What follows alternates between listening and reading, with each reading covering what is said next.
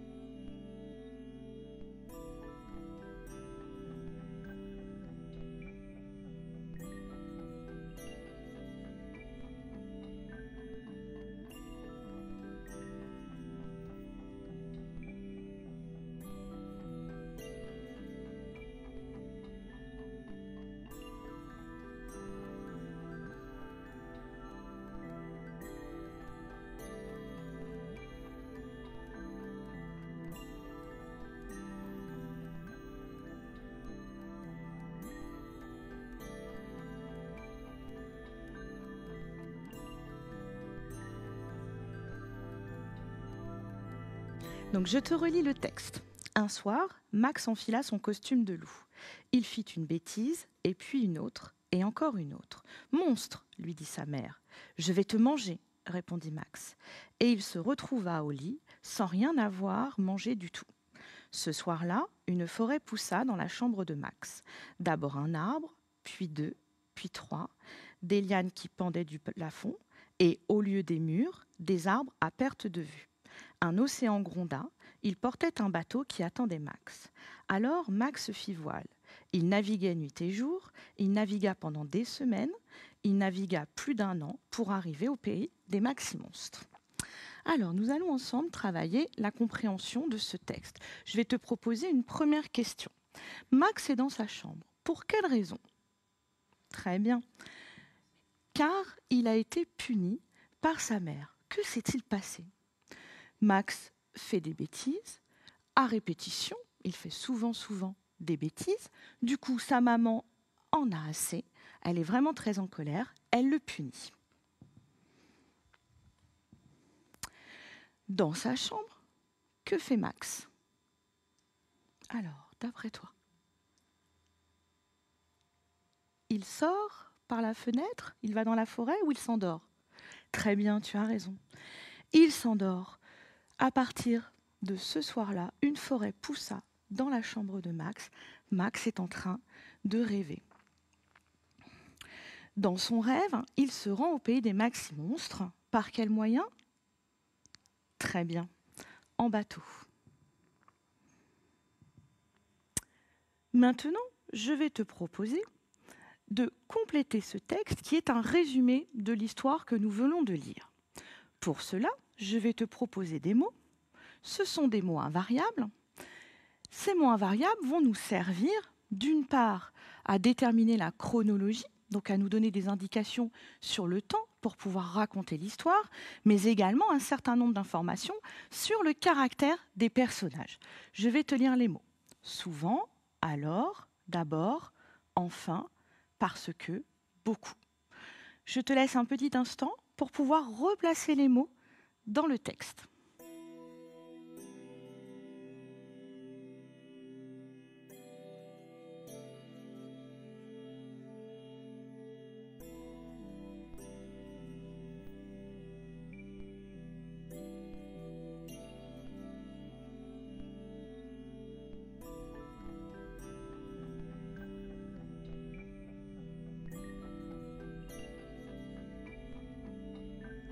Ça y est, tu en as trouvé quelques-uns? Alors, on va continuer ensemble. Qu'est-ce que tu as mis au début? D'abord, bravo. Attention, je n'oublie pas la majuscule.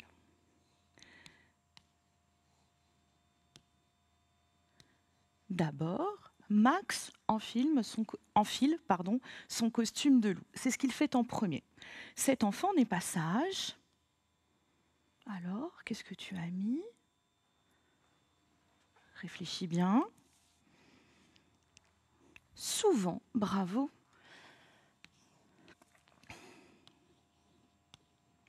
Souvent, sa maman se fâche, comme il fait des bêtises régulièrement. Sa maman est obligée de se fâcher aussi régulièrement. Elle commence à en avoir assez. Souvent, sa maman se fâche parce qu'il... Attention ici, quand on le réécrit, on n'oublie pas de supprimer le « e » de parce que, puisque il commence par une voyelle. Elle le punit. Alors, oui, très bien. En conséquence,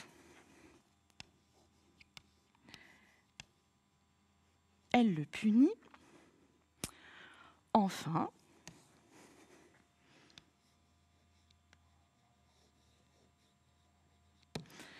Max s'endort. Dans son rêve, il imagine beaucoup. Ici, le mot nous indique la quantité d'arbres.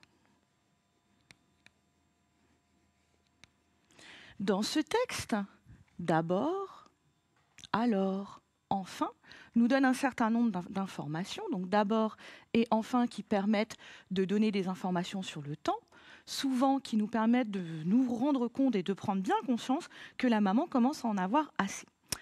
Nous allons continuer. Une première synthèse. Donc, les mots que je t'ai proposés tout à l'heure sont des mots invariables. Invariables parce que l'orthographe ne change jamais. C'est pour ça qu'il va être très important d'apprendre à les écrire sans se tromper. On le fera un petit peu plus tard. Ils ont également un sens précis. Comme nous l'avons vu tout à l'heure, certains permettent de questionner le temps, d'autres permettent de questionner la quantité, comme beaucoup. Nous allons continuer la séance. Cette fois-ci, je vais te demander de retrouver l'intrus parmi ces mots invariables. Ils appartiennent à une même catégorie grammaticale. Regarde bien, presque, surtout, fleur, depuis. Quel est le mot qui n'est pas un mot invariable? Très bien. Fleur, tu as raison.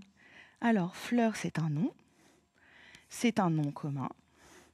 Et ce mot va changer en fonction du pluriel ou du singulier. Autre liste.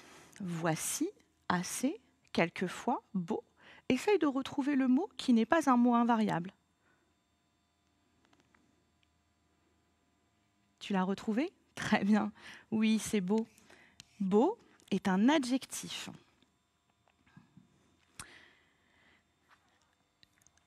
Dernier intrus à chercher, apprendre, devant, loin, dessus. Je te laisse un petit instant. Très bien. Apprendre, qu'est-ce que c'est? À quelle classe grammaticale ça appartient? Au verbe. Parfait. Maintenant, donc, comme je te l'ai dit, on va apprendre à mémoriser l'orthographe de ces mots invariables. Je te l'ai dit, c'est très important. En voici un premier. D'abord, je le lis. Je le lis et je vais le décomposer en syllabes écrites. O, si, to.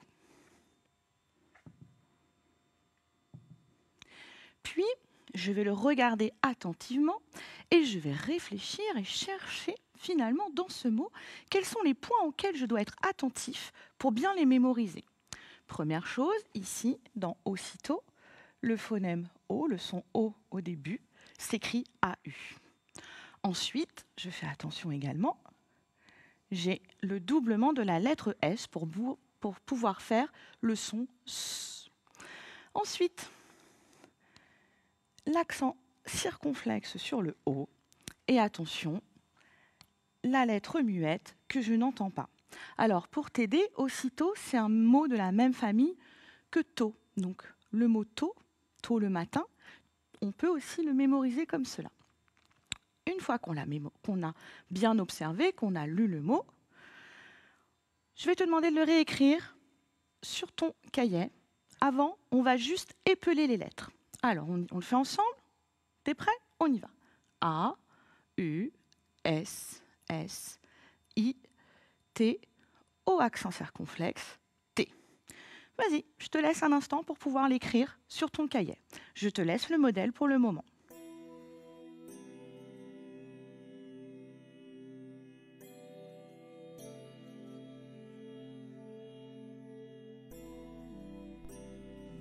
C'est bon? Tu l'as recopié avec le modèle? Alors, cette fois-ci, tu vas essayer de l'écrire. Alors, tu as le modèle sur ton cahier, tu mets ta gomme dessus ou ta trousse pour pouvoir le recopier, cette fois-ci, sans le modèle. Vas-y.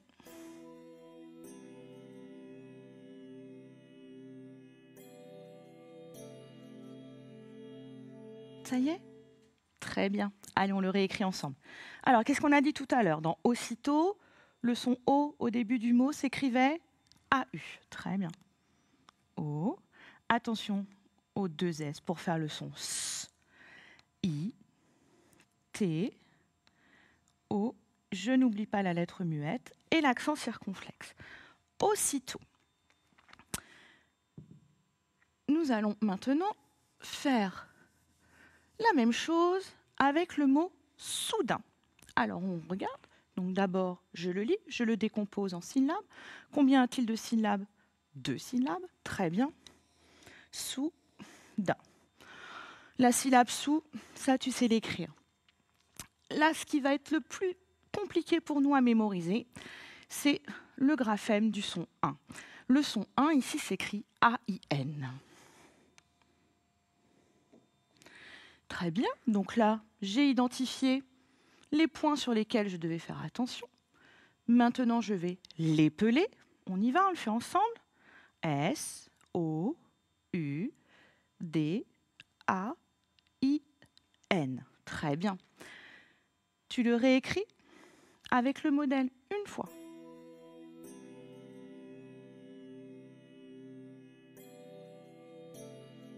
C'est bon? Comme tout à l'heure, tu caches. Et on va le réécrire sans le modèle. C'est bon? Très bien. Alors, je t'écoute. Au début, S, O, U, D, et le son 1, A-I-N. Très bien. Alors, cette petite méthodologie, elle sert pour apprendre l'orthographe des mots invariables, mais également pour apprendre l'orthographe des autres mots. Continuons maintenant. Donc, comme je te l'ai dit au début de la séance, nous allons travailler sur le sens et l'usage des mots invariables. Cette fois-ci, je vais te demander de classer ces mots dans le tableau. Donc, soit les mots font référence au temps, parlent du temps, soit ils parlent d'un lieu ou une m'aide à localiser, soit ils parlent de la quantité. Je te laisse un petit temps pour pouvoir commencer à classer les mots sur ton cahier. Donc tu peux tracer les 3 colonnes, le temps, la localisation, la quantité. Vas-y.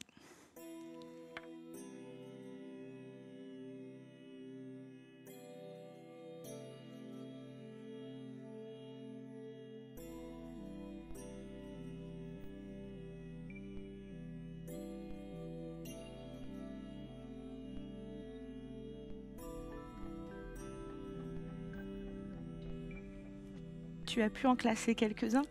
Très bien. Alors nous allons continuer ensemble. Bientôt. Oui, ça indique le temps. Bientôt, je pourrai partir en vacances. À côté. Oui, très bien, ça indique un lieu. À côté de moi se trouve le tableau.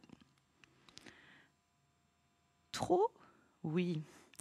J'ai trop de jouets dans ma chambre, par exemple. Assez. Je n'ai pas assez travaillé, je n'ai pas suffisamment travaillé. Dehors.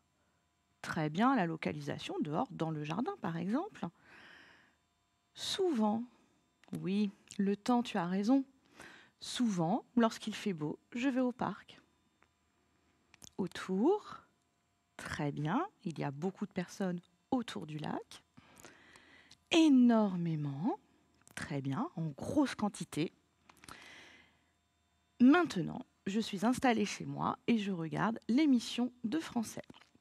Continuons ensemble. Voici une liste de 5 mots. Ce sont tous des mots invariables, cette fois-ci. Cependant, il va falloir retrouver des mots qui ont un sens commun entre eux. Il y a un intrus. Alors, durant, pourtant, enfin, depuis, après-demain. Est-ce que tu as retrouvé l'intrus? Très bien. Pourtant. Alors, quels sens ont-ils en commun tous ces mots? Bah oui, tu as raison. Ce sont des mots qui me permettent d'indiquer le temps, d'indiquer des moments du temps ou des durées du temps. Par exemple, durant la période de confinement, je n'ai pas pu sortir. Enfin, le déconfinement est arrivé. Je peux retrouver mes amis au parc. Attention aux gestes barrières, mais vous avez le droit. Depuis que je suis en CE1, j'ai appris à mieux écrire les mots. Et après-demain, nous nous retrouverons pour la séance de français. Deuxième colonne, autant, encore, sans, voilà, peu. Alors là encore, essaye de retrouver les mots qui ont un sens commun. C'est bon? Très bien. Alors, quel était le sens là? Oui, la quantité. J'ai autant d'images que toi. J'ai encore des images de plus que toi. Je n'ai pas préparé mes affaires, je suis partie sans mes affaires. Il y a peu de monde aujourd'hui dans les rues. Autre proposition, regarde bien. Très bien. Enfin était le mot intrus. Ici, donc ce sont tous les mots invariables qui servent à poser des questions. Quand es-tu parti en vacances? Qui peut me donner une réponse? Pourquoi es-tu si fatigué? Comment te sens-tu aujourd'hui? Dernière proposition, regarde bien, toujours pareil. Quel est le sens commun? Quel est l'intrus? Tu as trouvé? Très bien, ici l'intrus était mais, puisque tous ces mots, dessous mon lit, partout, vraiment partout, partout, chez, donc chez moi, loin, j'habite loin de la ville, tous ces mots invariables nous permettent de donner des indications de lieu. Maintenant, allez, un petit remue-ménage. Je t'ai mis le mot avec les lettres dans le désordre, la définition, à toi de retrouver le mot. Je te laisse un petit instant pour pouvoir le faire. Tu l'écris sur ton cahier.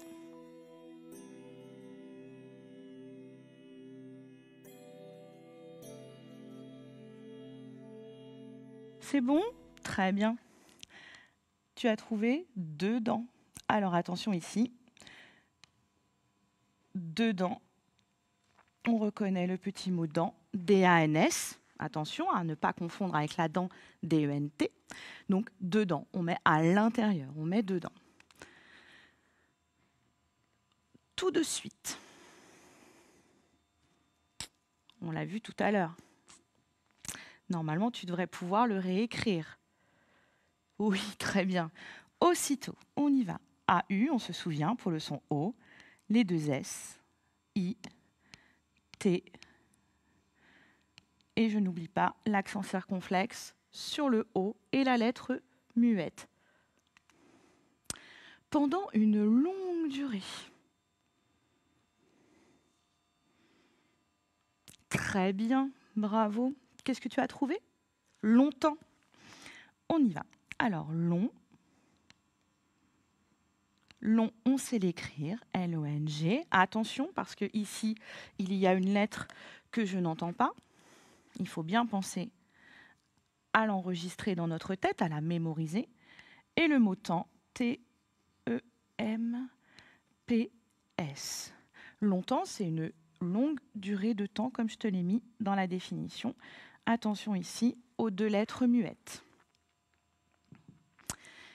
Maintenant, je vais te proposer, dans chacune des phrases, de trouver le mot un variable qui va avec le sens de la phrase. Julie part quand elle reviendra tout à l'heure. Julie part, mais elle reviendra tout à l'heure. Oui, très bien. C'est mais. Julie part, mais elle reviendra tout à l'heure. Ma montre n'est toujours à l'heure. Ma montre n'est jamais à l'heure. Très bien. Jamais. Bravo. Mariam n'habite plus ici depuis 2 ans. Mariam n'habite plus ainsi depuis 2 ans. Très bien, c'est ici. Ici, c'est le petit mot qui veut dire à cet endroit. Maintenant, nous allons passer à la dictée. Alors pour cela, je te demande de prendre ton cahier, ton crayon. Tu es bien installé. Comme d'habitude, je vais te la lire une première fois et après je la dicte. On y va. Max n'est pas souvent sage. Voilà un garçon aventureux. On y va? Alors, Max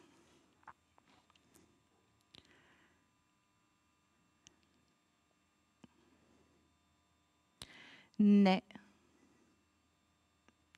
pas. Max n'est pas.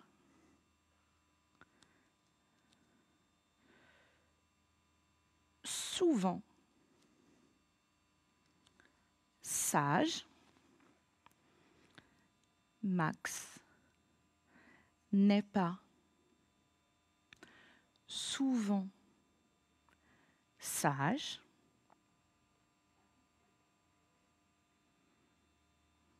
Point.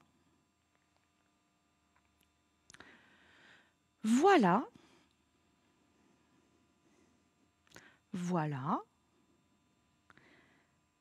un garçon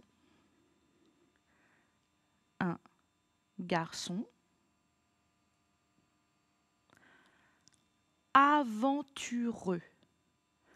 Aventureux.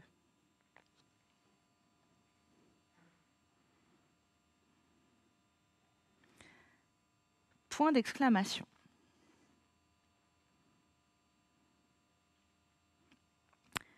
Je te relis la phrase. Max n'est pas souvent sage. Voilà un garçon aventureux. On la corrige? Très bien. Max est le prénom du petit garçon que nous avons vu dans l'histoire. Max n'est pas. Alors, N apostrophe est parce que c'est le verbe être conjugué au présent à la 3e personne du singulier.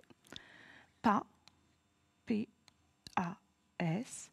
Alors, on avait vu lors d'une séance, il y a quelques semaines, les phrases à la forme négative. Ici, on reprend cette notion. N'est pas, donc la phrase à la forme négative.